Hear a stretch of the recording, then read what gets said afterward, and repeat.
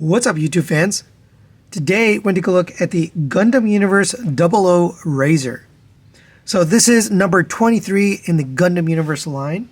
This one happens to be a deluxe, which is, I don't know if they're calling them the deluxe, but they're basically the more expensive $40 version versus the $25 retail version.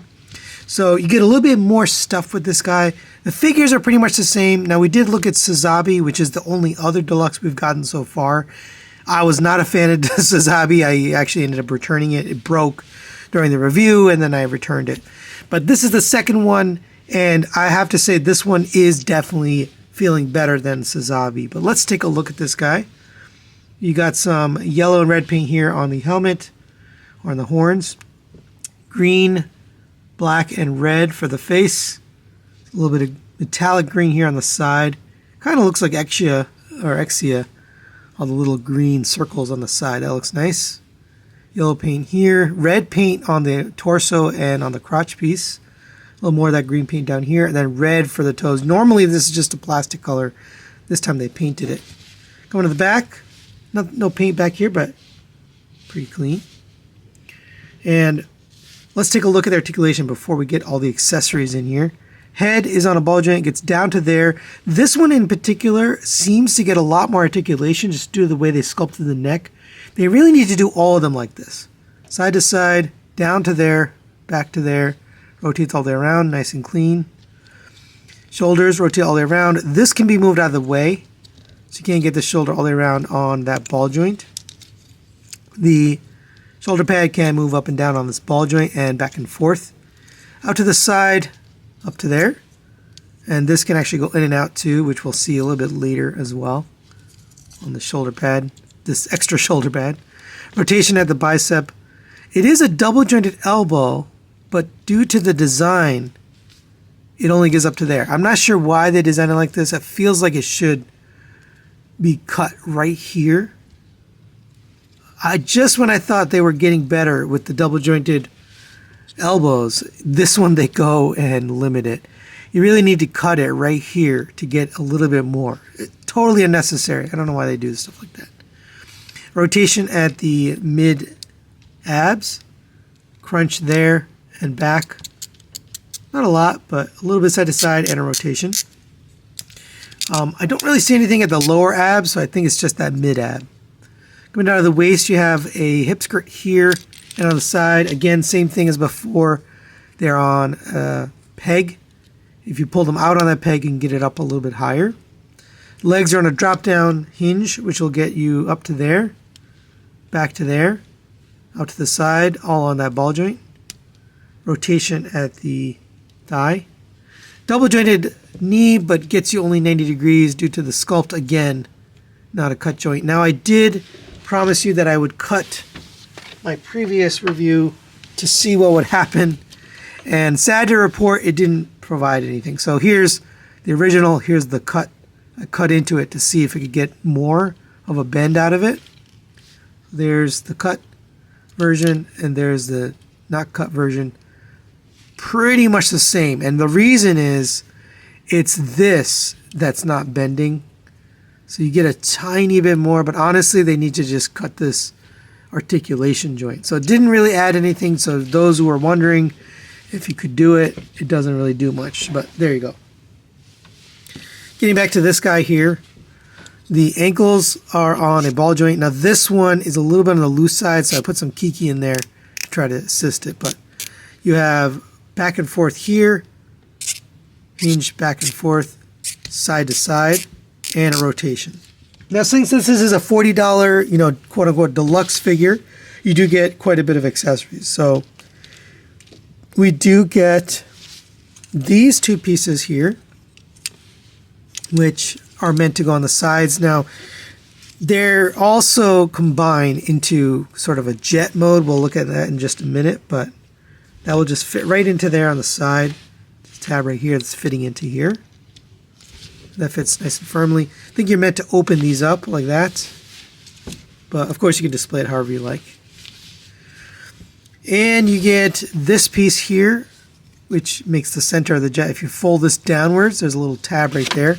Come to the back, this will fit nicely into the back.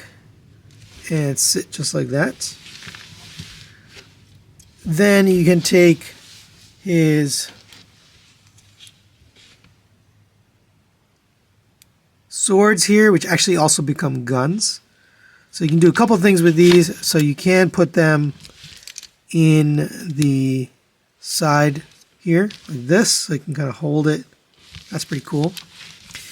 He can also hold them in his hands. Now, like I mentioned with every one of these reviews, I find these hands useless. And I forgot to mention the articulation on the hands. These are just on a ball joint. You rotate, go in and out, up and down. But I always take off these silly fisted hands and I put in the gripping hands.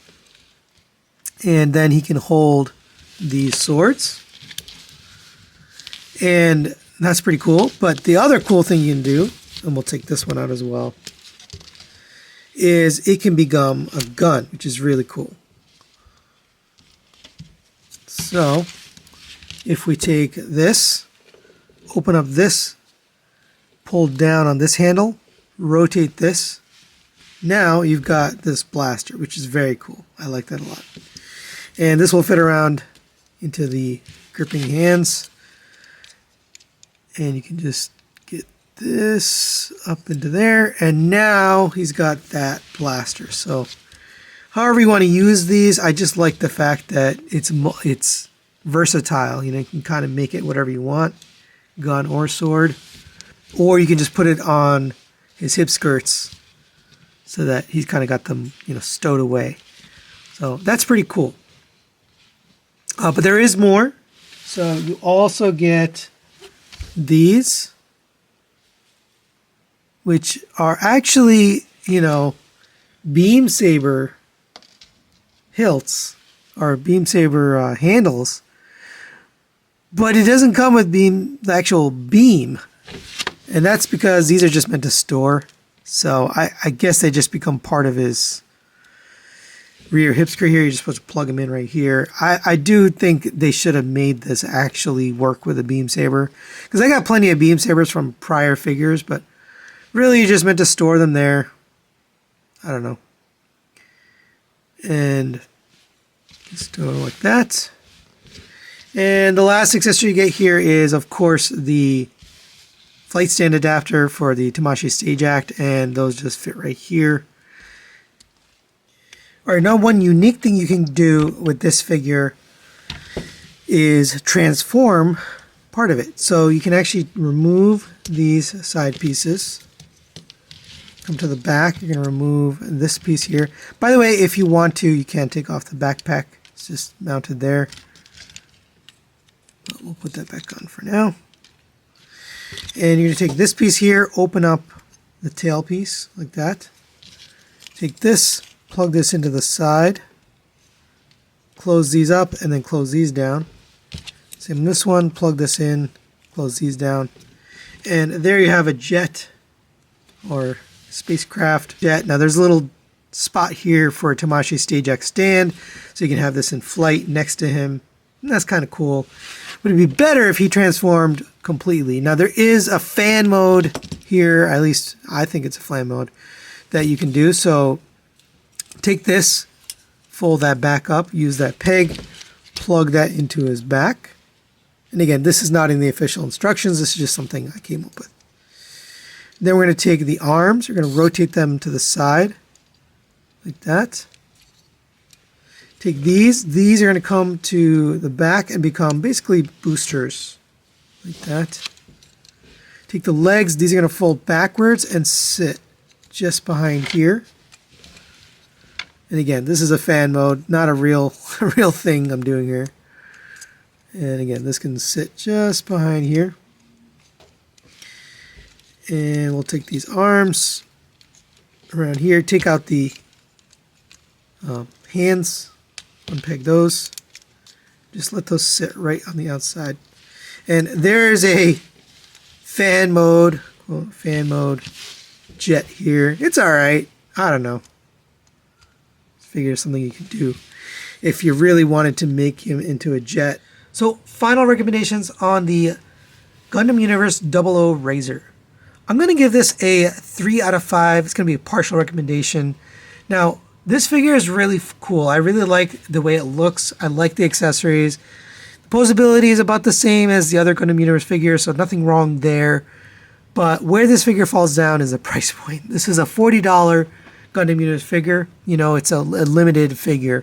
Now, you're starting to creep into the Robot Spirits price point, which is around $40 to $60. Now, if it's an older figure, it can be more depending on the limited availability. But at the $40 price point, you're getting close to that Robot Spirits line, and this doesn't have that same level. And let me show you another figure here. This is from a previous wave.